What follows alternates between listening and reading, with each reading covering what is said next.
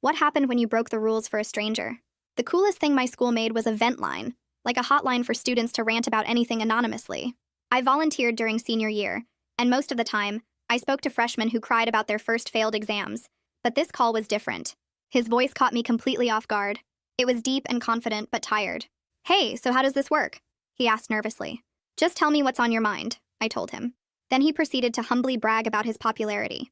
"I'm just tired of all these girls chasing after me," he sighed. Now, I should have given him the usual speech about finding authentic connections, but something in his tone bothered me. "Have you tried saying no?" I asked in a tone that came out sassier than I meant to. He went quiet before bursting into laughter. "Thanks for your honesty. Same time tomorrow?" he asked. I was supposed to say no. The whole point of the vent line was one-time anonymous support, but there was something about him that made me want to hear from him again. So I broke the rule and said yes. The next call with him was completely different. He talked about more serious things that bothered him, like pressure from his dad to get a football scholarship, or how his friends only really cared about parties. "It feels like I'm always performing around them," he said softly. "I know what you mean. It's hard opening up when you're scared of disappointing the people you care about," I said, thinking about how my own parents were pushing me to go into med school instead of mathematics. "I'm curious. What do you actually want to be?" I asked. He sounded surprised on the other line. "I didn't think you were allowed to ask me questions." I laughed and said jokingly, "Please don't report me." "I would never. I don't think I could stand a day without ranting to you." I smiled. Each day we'd share stories, jokes, funny things we saw that day. Some days it felt like I was the one venting to him instead. It took only 4 calls for me to figure out I was opening up to the hottest guy in school, Dylan. The same guy who dated half the cheerleading squad, who really did have that effortless popularity. For 2 years I sat behind him in calculus, treating him like he belonged to another world where people were naturally beautiful and perfect at everything. I had hoped it wasn't him. We were too different. Even my best friend warned me. "When he finds out you're you, it's over. Guys like that don't notice girls like us." She was right, and I knew it, but I could not stop answering when he called. Every time he said, "I wish I could meet you," my heart broke a little more because I knew this had to end soon. But before I could, Dylan confessed, "You know, I felt alone in this school before I met you. And I wanted to tell you that the way you talk makes me smile. And your laugh, it's like the best sound in the world. I know you're scared of meeting me, and I promise I'll wait until you're ready. But I had to let you know that I like you. And I hope you like me too." I fought back tears, just listening to the kindest thing anyone had ever said to me. I almost told him who I was right then. Almost. I spent all day thinking about his confession, imagining how he'd react when I told him my name. Would he be angry? Would he be upset that it's some nerdy nobody in school? But I knew deep down he wouldn't. I had to risk it. But I didn't get the chance to call him again, because the next morning his confession played during morning announcements. The entire school heard him talking about feeling lonely and falling for some mystery girl. But the clips were edited to make him sound pathetic and desperate. I watched people in class laugh at him, and suddenly the untouchable Dylan became a joke. I felt awful. He found me after school at the vent line station, bursting through the doors with a hurt expression. "It was you?" His face went pale.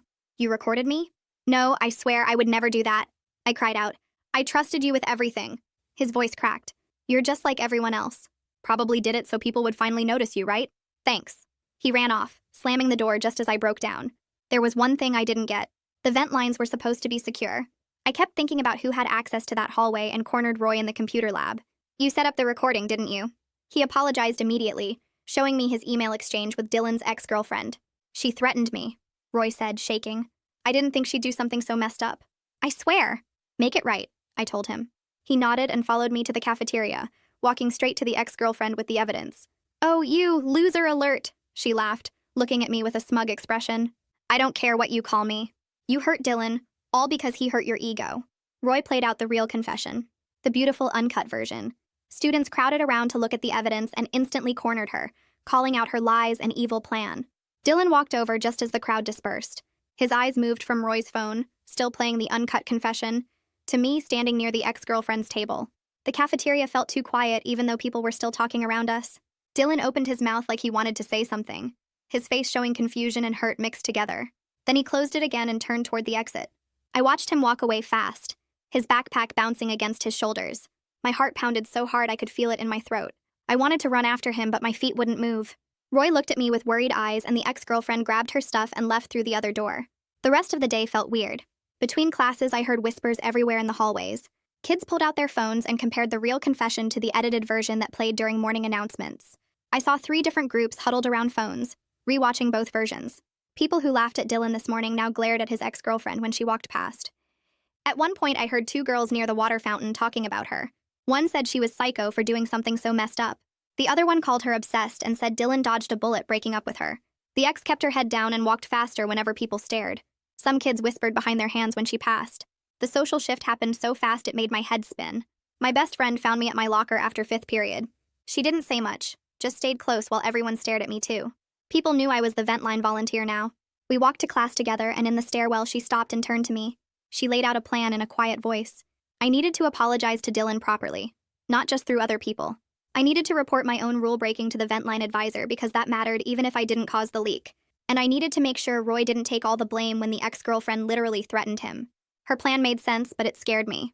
Admitting I broke the rules could mean losing my volunteer position. But she was right.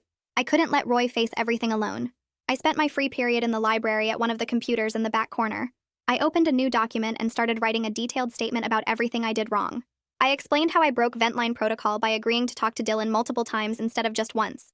I wrote about why I did it, how I felt a real connection and wanted to keep talking to him.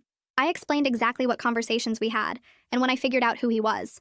My hands shook as I typed because I knew this statement could end my volunteer work. The vent line meant a lot to me. Helping other students made me feel useful. But I couldn't let Roy be the only one facing consequences when I created the problem by breaking the rules first. I saved the document and printed it out, reading it 3 times to make sure I included everything.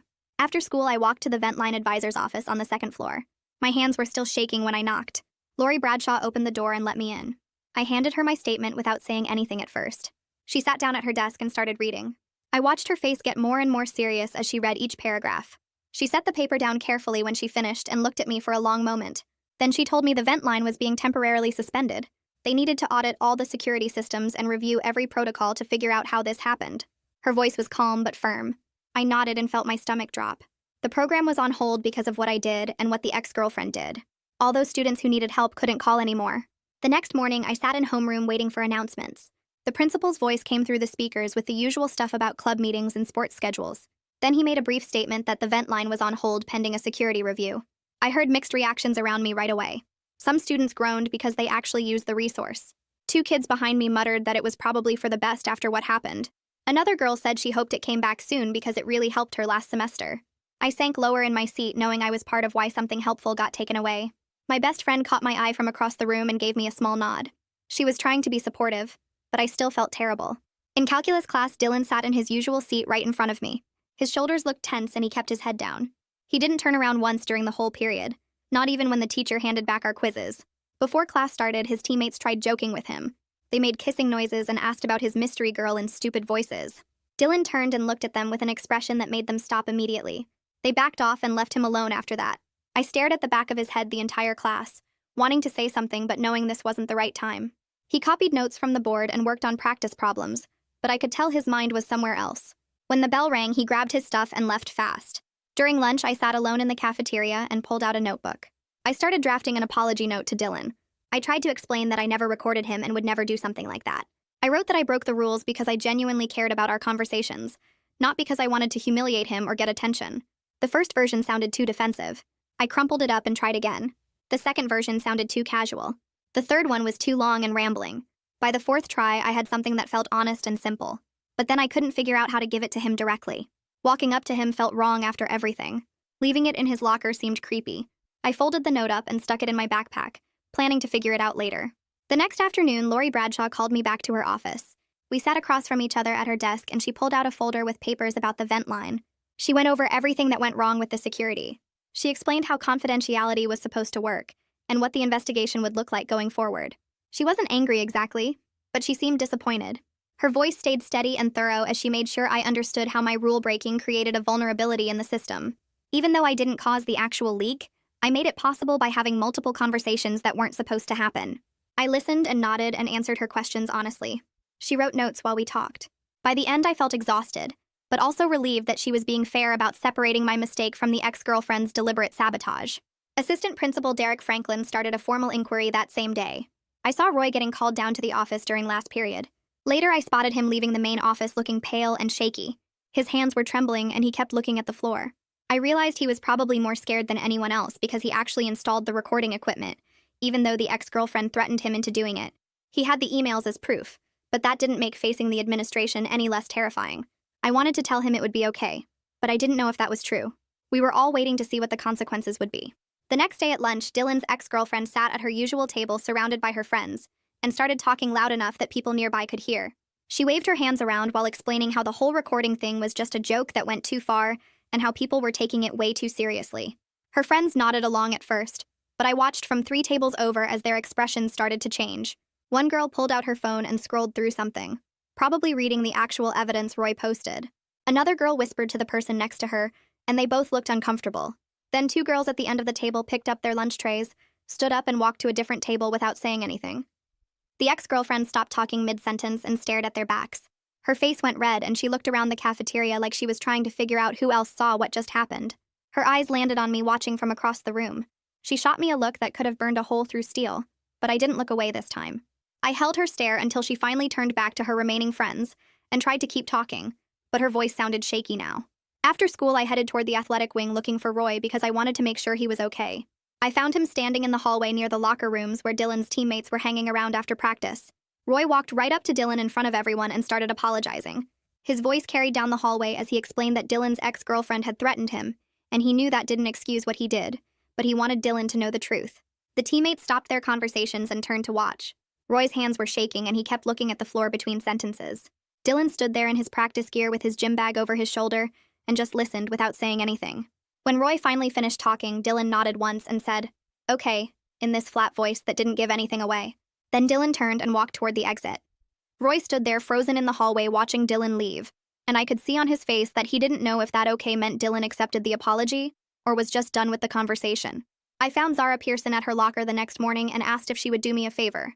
I pulled out the folded apology note from my backpack and explained that I wanted to get it to Dylan, but didn't want to corner him or make things weird. Zara took the note and looked at my face for a long moment like she was reading something there. Then she agreed and promised she would put it in Dylan's locker before the end of the day.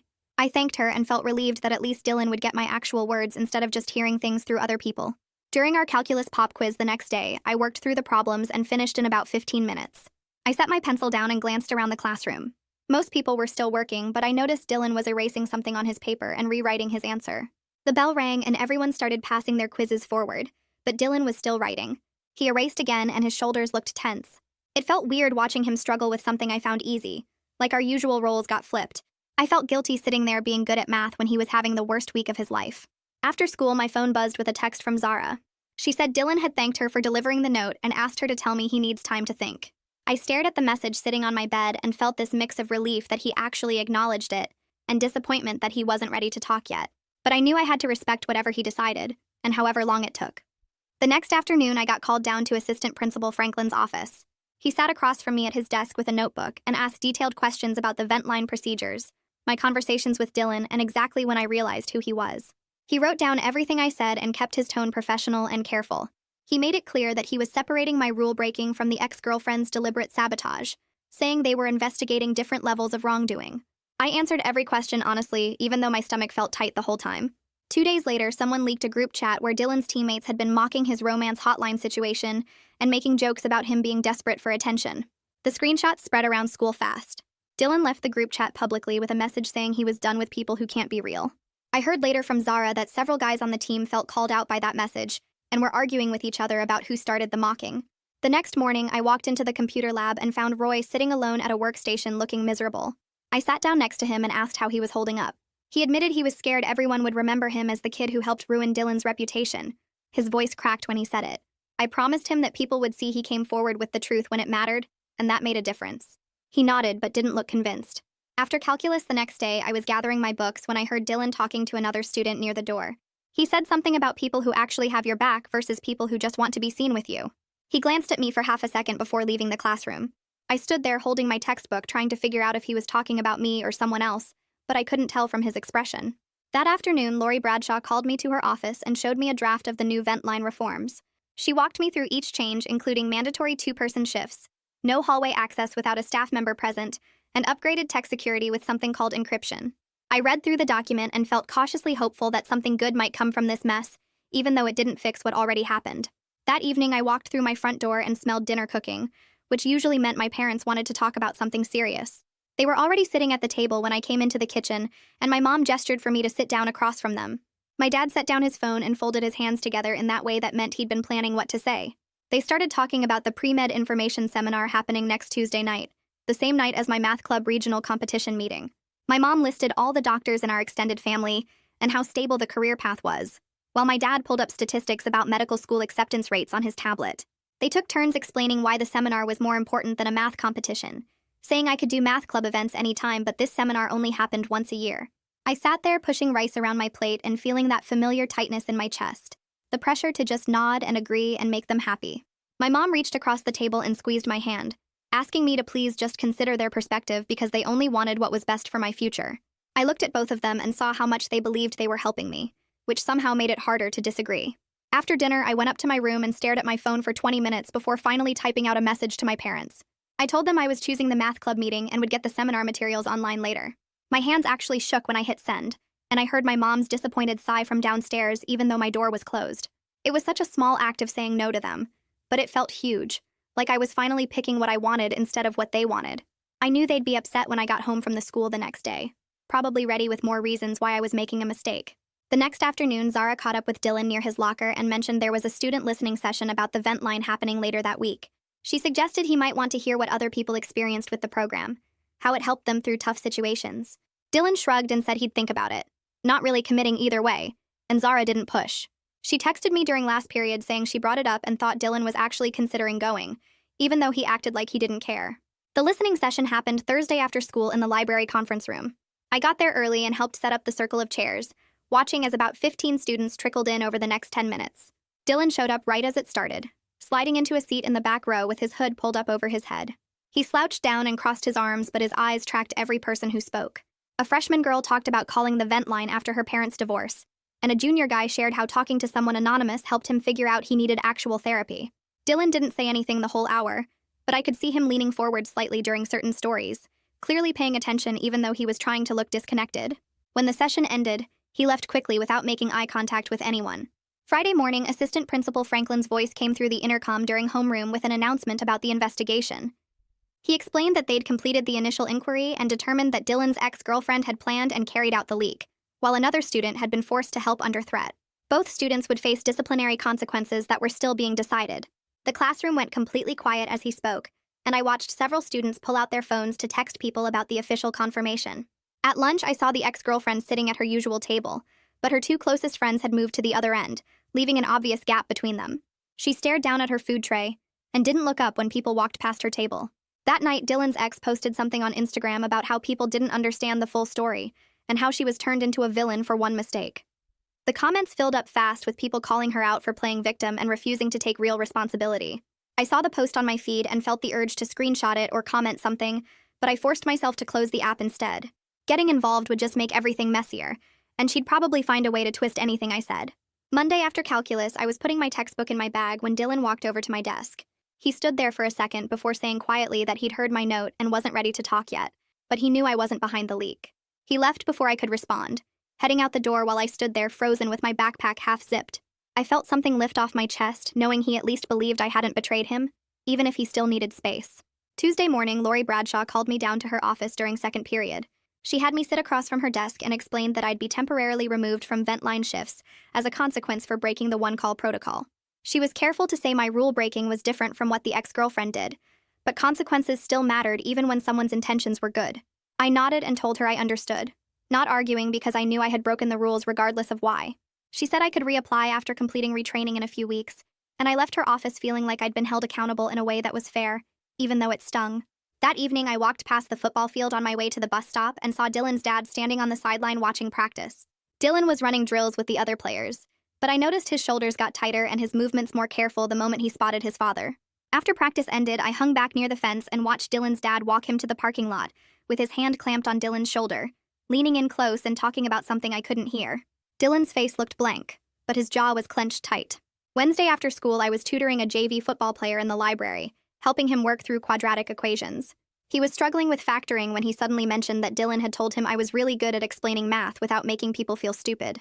I paused with my pencil hovering over his worksheet, surprised because it meant Dylan had noticed me helping other students even before all this drama happened. The JV player asked if I did regular tutoring sessions, and I said yes while my brain was still processing that Dylan had recommended me to his teammate. That evening, I checked my school email before bed and found a message from Derek Franklin with the subject line, Restorative Circle Invitation. My finger hovered over the trackpad for a second before I clicked it open. The email explained that next Thursday there would be a restorative circle with everyone directly involved in the vent line incident, including Dylan, Roy, the ex-girlfriend, and me. It said the circle was a chance for everyone to name the harm done and work toward repair, and it included an attachment with guidelines about how the process worked. My stomach twisted reading it because I'd have to face everyone at once in the same room. I read through the guidelines twice, trying to understand what I was supposed to say and how this whole thing would work. The document talked about focusing on impact rather than intent, taking responsibility without making excuses, and listening without defending yourself. I closed my laptop and lay in bed staring at the ceiling, thinking about sitting across from Dylan while we all talked about what happened. The next day at lunch, I sat with Zara in our usual spot near the windows and told her about the restorative circle. She listened while eating her sandwich, nodding occasionally as I explained how nervous I felt about the whole thing. I picked at my food without really eating and said I wasn't going to push Dylan or expect anything from him beyond what he was willing to give, and that I'd accept whatever he decided about our friendship. Zara set down her sandwich and squeezed my hand across the table. She said that was probably the most mature thing she'd heard anyone say all year. I felt a little better after that, knowing at least one person understood I wasn't trying to force anything with Dylan. We finished lunch talking about other stuff, but my mind kept drifting back to Thursday and what I would say in that conference room. Wednesday after school, I was walking past the gym to catch my bus when I saw Dylan's ex-girlfriend intercept him near the side entrance. I slowed down and pretended to check my phone, staying close enough to see what was happening. She positioned herself in front of him so he couldn't easily walk around her, and I could see her mouth moving as she talked. From where I stood, I couldn't hear everything, but I caught phrases that sounded like an apology mixed with a lot of explanations. She kept gesturing with her hands and touching her chest like she was trying to show how sorry she felt. Dylan stood there with his arms crossed, listening politely without interrupting. She talked for maybe 2 minutes straight, and when she finally stopped, he said something short that made her face change. He stepped around her and walked away toward the parking lot, leaving her standing there with her mouth open looking shocked. I turned and headed for my bus before she could see me watching, but I felt a weird sense of satisfaction knowing Dylan didn't accept whatever half apology she'd tried to give him. That night, I sat at my desk with a blank document open, trying to write talking points for the restorative circle. I needed to focus on the harm caused and what repair looked like, not on my feelings about Dylan or what might happen between us. I typed out a list of things I wanted to say, starting with how I broke the one-call rule and created a vulnerability in the system. I wrote about understanding that my actions had consequences even though I never intended harm. I kept deleting sentences that mentioned how much I cared about talking to Dylan, because this wasn't about romance or what I wanted from him. This needed to be about accountability and making things right. I spent 2 hours working on the document, cutting out anything that sounded like I was making excuses or trying to explain away what I did. By the time I finished, I had 3 short paragraphs that felt honest and focused on taking responsibility. I printed it out and stuck it in my backpack, then tried to do homework but couldn't concentrate on anything. Thursday afternoon, I walked into the conference room where the restorative circle was happening, and saw chairs arranged in a circle with Lori sitting in one of them. Dylan was already there sitting across from the door, and Roy sat 2 chairs to his left looking pale. The ex-girlfriend came in right after me and took a seat on the opposite side from Dylan. Derek Franklin sat next to Lori, holding a folder with papers inside. Lori welcomed everyone and explained how the circle would work, reminding us that this was about naming harm and working toward repair. She said each person would take turns talking about what they experienced or caused, and everyone else would listen without interrupting. She started by asking Roy to go first, since he was directly involved in installing the recording equipment. Roy's hands shook as he pulled out a piece of paper with notes on it. He explained how the ex-girlfriend threatened to spread rumors about him if he didn't help her, showing the group printed emails as evidence.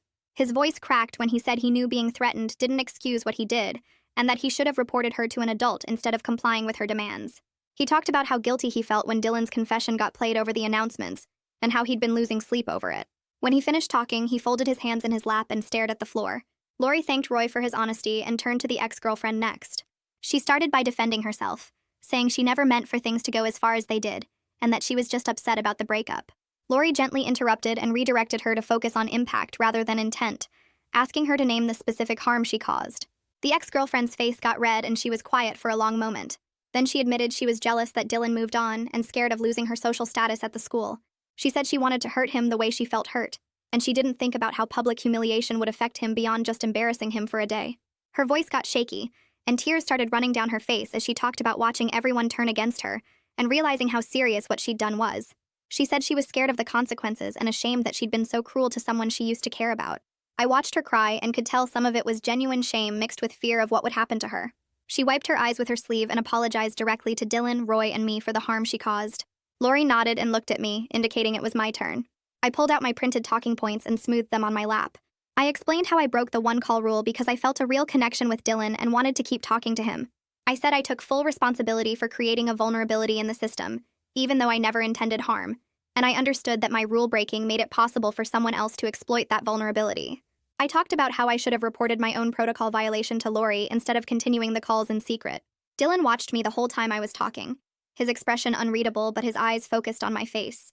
I kept my voice steady and avoided looking at him directly, because I didn't want to seem like I was trying to appeal to him personally. When I finished, I folded my paper and set it on my lap, feeling my heart pound in my chest. Dylan went last, sitting forward in his chair with his hands clasped between his knees. He said he felt betrayed and humiliated when his private feelings got broadcast to the school, especially because he'd trusted the vent line to be a safe space. He talked about how the edited clips made him sound pathetic and desperate, and how people he thought were his friends laughed at him in the hallways. But then he said he'd been thinking a lot over the past week and realized he also wasn't being honest with himself about how lonely he was. He admitted he'd been performing for everyone around him for so long that he forgot what it felt like to just be himself. He looked at me directly and said he misdirected his anger at me when he should have asked more questions, and he apologized for accusing me in the cafeteria without knowing the full story. His voice was quiet but clear, and I could see his jaw working as he talked.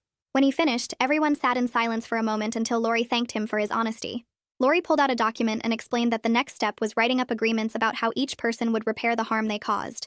She went around the circle asking each of us what we thought fair consequences would be. The ex-girlfriend agreed to complete service hours creating counseling PSAs about digital privacy and healthy relationships. Roy volunteered to assist with implementing new tech safeguards for the vent line and other student programs. I accepted retraining before returning to the vent line, acknowledging that I needed to understand the protocols better. Dylan said he didn't want any further vent line contact, but would participate in the listening session about how the program helped students. Derek Franklin typed up the agreements on his laptop while we waited, then printed copies for everyone to sign. We each took turns signing our names at the bottom, and I felt the tension in the room ease slightly as people started gathering their things. The ex-girlfriend left first, walking out quickly without looking at anyone. Roy thanked Lori and Derek before heading out, and I started packing up my printed talking points. Dylan stood up and caught my eye, then asked quietly if he could talk to me privately. I nodded and followed him out of the conference room, walking through the empty hallways toward the back exit. We pushed through the doors and headed to the track, the sun starting to set and turning everything orange and pink. I let him lead the conversation, not wanting to push or assume anything about what he needed to say. We walked around the track once without saying anything, just our footsteps crunching on the gravel and the sound of wind hitting the bleachers. The second lap felt longer because I kept waiting for him to start talking, but he just stared ahead with his hands in his pockets. Finally, he stopped near the starting line and turned to face me. He said he needed someone to listen without judging him, and that he was sorry for thinking I would use his feelings against him. His voice was quiet but steady, and I could tell he meant it. I told him I was sorry for breaking the rules that were supposed to protect him, even though I really cared about our conversations and never wanted to hurt him. He nodded slowly and we started walking again, this time with less tension between us. Dylan mentioned he was planning to tell his dad he wanted to look at colleges beyond just football programs, places with strong business departments where he could actually figure out what he wanted. He asked if I would be his friend while he worked through all that, while he stopped trying to be what everyone expected. I said yes immediately, and suggested we try being friends in daylight with no secrets this time. He smiled for the first time since this whole thing started, and it made his whole face look different, lighter somehow. We walked back toward the parking lot and said goodbye without making it weird, just a simple see you Monday kind of thing. That evening, I printed out a list of math scholarships and competition opportunities I had been researching for weeks, but never showed my parents. I sat them down at the kitchen table after dinner and laid out everything, asking them to let me focus on mathematics for one semester before committing to the pre-med track. My mom frowned at the papers and my dad crossed his arms, both of them looking worried. They started listing concerns about career prospects and job security, saying math was fine as a hobby but medicine was practical. I stayed calm and explained that I needed to explore what I was actually good at and passionate about, not just what sounded safe. I showed them the scholarship amounts and the competition prizes, pointing out that math could lead to research positions or data science careers that paid well. My mom picked up one of the scholarship applications and read through it slowly, while my dad asked questions about backup plans. My parents looked at each other for a long moment before my dad said they would agree to a trial semester. I could pursue math more seriously as long as I kept my grades up and still applied to a range of colleges, including some pre-med programs. My mom added that we would revisit the decision at winter break to see how things were going. It was not total freedom, but it was way more than I expected, and I felt something shift inside me like I had just taken a real step toward choosing my own path.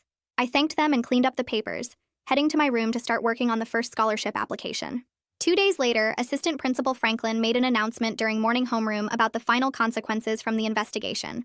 The ex-girlfriend lost her student council leadership role temporarily and had to complete her service hours creating counseling materials. Roy was on probation but could participate in the tech safety project. I was reinstated to the vent line after completing retraining sessions. Franklin also mentioned that the program would reboot next month with new security protocols and better oversight. Kids around me in homeroom whispered about whether the punishments were fair, and I heard someone say they were glad the vent line was coming back. Lori made a public statement during the next morning's announcements, explaining the new vent line protocols in detail. She talked about mandatory security measures, the two-person shift system, and how student privacy would be protected going forward. She thanked everyone who came forward with information and emphasized that the program existed to help students, not hurt them.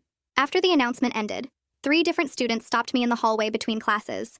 One girl said she was really glad the program was coming back because she had used it last year when her parents were getting divorced.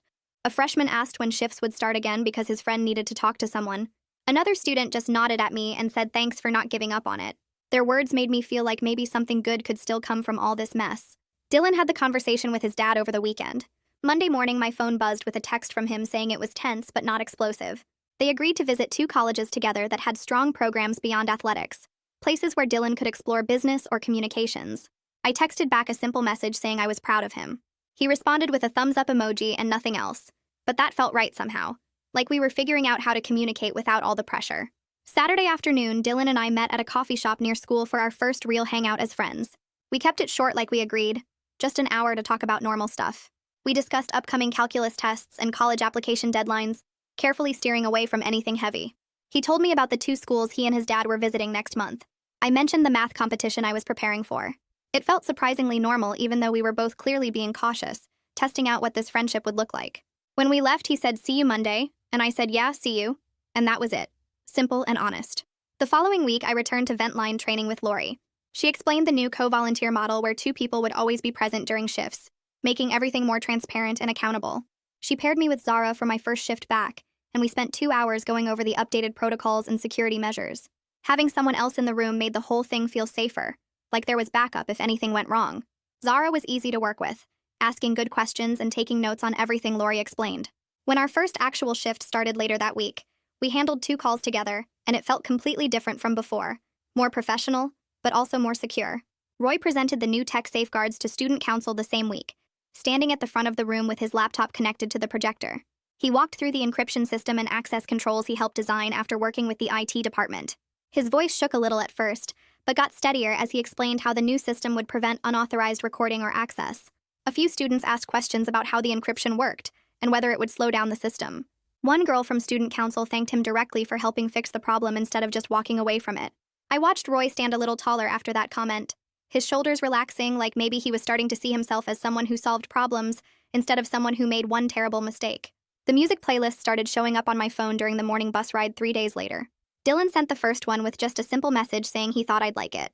And when I opened the playlist titled Math Nerd Anthems, I couldn't help smiling at songs like She Blinded Me with Science and Weird Science mixed with actual good indie rock. I sent back songs for guys who are too popular that afternoon, including tracks about being misunderstood and wanting something real, and the next morning on the bus I heard him laugh out loud 2 seats behind me while scrolling through his phone. We kept it up for the next week, sending playlists back and forth with increasingly funny titles, and the light banter we used to have on the vent line started coming back without any weight or expectations attached to it. He'd text commentary about specific songs during lunch, and I'd respond with equally sarcastic observations, and it felt easy in a way our friendship hadn't felt since before everything exploded.